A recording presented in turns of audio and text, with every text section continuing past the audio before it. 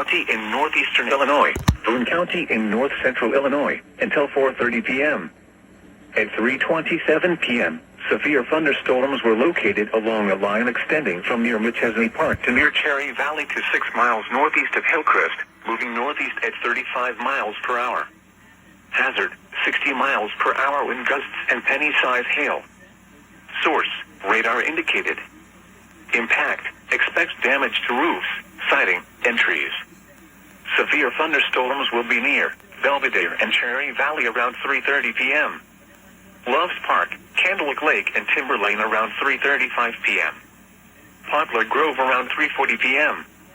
Kingston around 3:45 p.m. Capron around 3:50 p.m. Genoa around 3:55 p.m. Harvard around 4 p.m. Baringo around 4:10 p.m. Other locations impacted by these severe thunderstorms include Fairdale, Garden Prairie, Kellam, Union, and Caledonia, including the following Interstate 90 between mile markers 19 and 40. This includes Boone County Fairgrounds. For your protection, move to an interior room on the lowest floor of a building.